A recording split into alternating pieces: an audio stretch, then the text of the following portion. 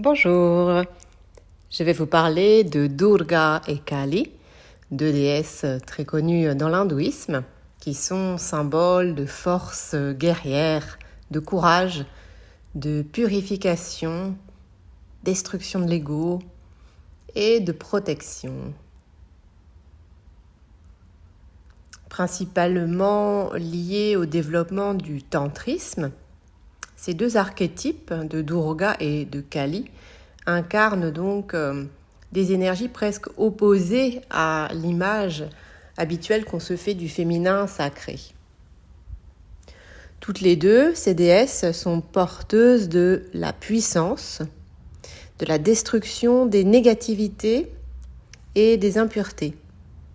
Elles sont violentes et agressives, sans peur et sans pitié. Mais leur combat n'est pas mené contre la personne, contre le sadak, contre le dévot, contre le chercheur de vérité, mais mené contre les tendances négatives de son mental, contre les attitudes qui éloignent ce chercheur spirituel de l'état de yoga. Durga et Kali n'apparaissent pas dans les textes védiques. Seul Devi Sukta, l'hymne védique qui s'adresse à la mère divine, peut être considéré comme une première référence à cet archétype si vaste. Les prémices de leur culte appartiennent aux cultures tribales, se développant autour de la mère divine. Durga et Kali entrent en scène et deviennent deux archétypes extrêmement populaires avec le développement du shaktisme du Bengale. C'est dans les récits mythologiques des Puranas, et notamment dans le texte phare du shaktisme, Devi Mahatmyam, que Durga et Kali prennent leur essor. Durga est le personnage principal de Devi Mahatmyam, alors que Kali est la forme émanée de Durga pour l'aider à détruire l'un des démons dans la bataille finale. La naissance de Durga permet de mieux comprendre le contexte et les intentions de cet archétype. Il était un démon nommé Mahisha qui, après de longues et sévères austérités, avait reçu le super pouvoir de ne pas être vaincu et tué par aucun être du monde divin. Ce super pouvoir avait pourtant une exception. Seule une femme était capable de le tuer. Connaissant cela, toutes les divinités masculines se sont rassemblées pour créer une guerrière d'exception au pouvoir divin. Ainsi, ils lui ont offert les parties de son corps ainsi que les armes. Cet épisode insiste sur le fait que l'archétype de Durga est pourvu de tous les attributs masculins, mais il s'incarne à travers la puissance féminine. Parashakti. Le démon Mahishasura dans cette histoire symbolise l'ego et la tendance humaine à s'y identifier. La pure conscience, représentée par le masculin, n'est pas en mesure de l'anéantir. L'ego, qui est né de l'interaction de la conscience avec la matière, ne peut être tué que par des énergies matérielles. Durga symbolise ainsi la destruction du mal. Gardienne du Dharma, l'ordre cosmique universel, elle chevauche un tigre ou un lion, qui n'est autre que Shiva. Elle est protectrice, toujours prête à combattre les démons de l'ignorance. En retour, elle exige une dévotion sans limite. Et jusqu'au XIXe siècle, des humains lui étaient sacrifiés. Aujourd'hui, on lui sacrifie encore des animaux. Elle est souvent représentée avec 8 bras, chargée de ses nombreux attributs qui lui ont été dévolus par les divinités masculines.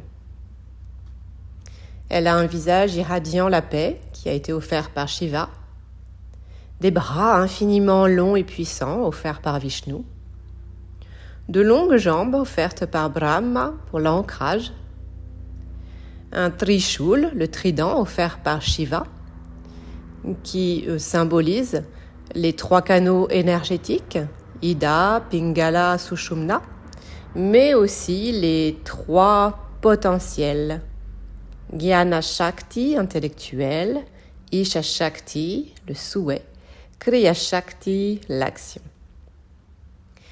Elle porte souvent dans une de ses mains le chakra, le disque, qui est offert par Vishnu, qui représente le potentiel du divin de sectionner les saisons, les planètes.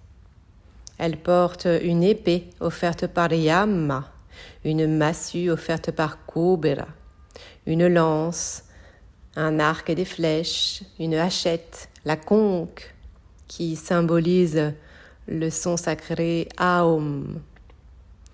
Comme on le disait, elle est souvent représentée sur le lion, offert par Himalaya, le roi des montagnes. Durga est une déesse qui est particulièrement vénérée en Inde, en particulier lors de la Durga Puja, une grande cérémonie qui a en général lieu en octobre-novembre. Et on représente Durga sous son aspect de Mahishasuramardini, c'est-à-dire Durga terrassant le démon buffle Mahisha. Cette fête s'appelle Navaratri, les 9 nuits.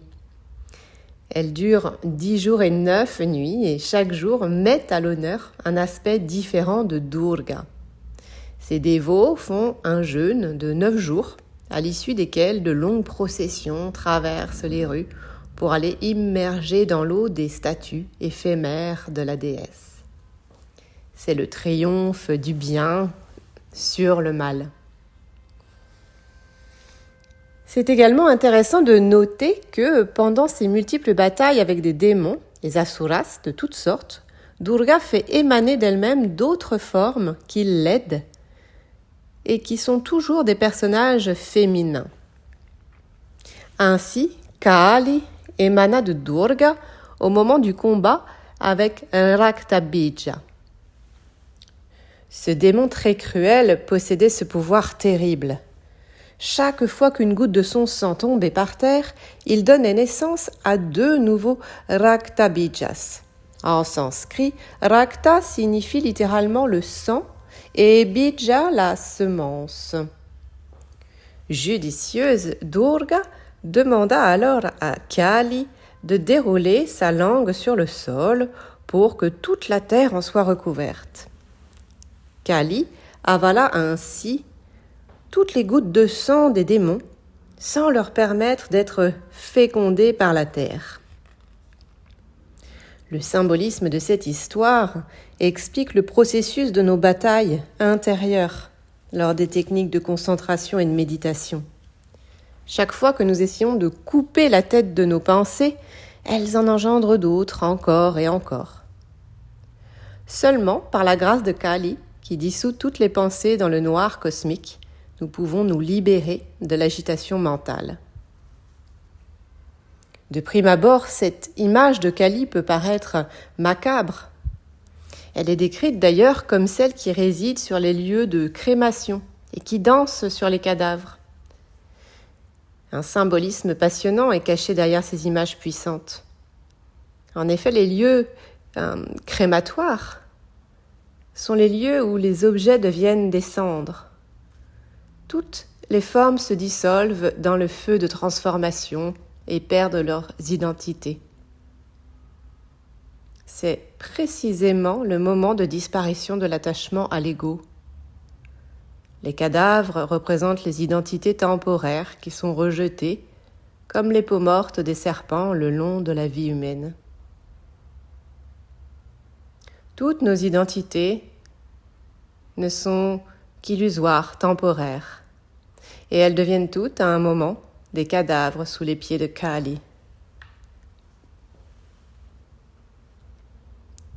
Kali est vénérée partout en Inde, et particulièrement au Bengale.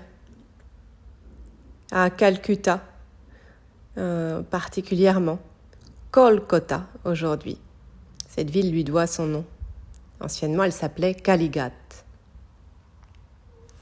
Ainsi, Kali est la destructrice, à la langue rouge, à la bouche ensanglantée, aux yeux crachant du feu, au collier de crâne, à la ceinture de bras coupés, au teint sombre. Elle tient dans la main une tête fraîchement coupée. Dispensatrice de vie et de mort, puissance bénéfique du temps, elle est celle qui met fin à toutes les illusions et détruit pour mieux faire renaître.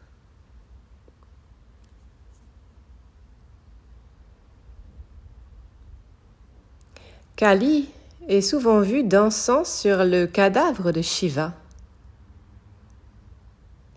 Il faut savoir qu'en sanskrit, Shava se dit cadavre. Et c'est intéressant de noter que si vous ajoutez l'accent du I, l'accent de la Shakti, Kali, dans le A de Shava, il devient Shiva. Shava, le cadavre, devient Shiva, le dieu. Et cet accent représente Kali. Kali est celle qui préserve, celle qui nous donne la vie.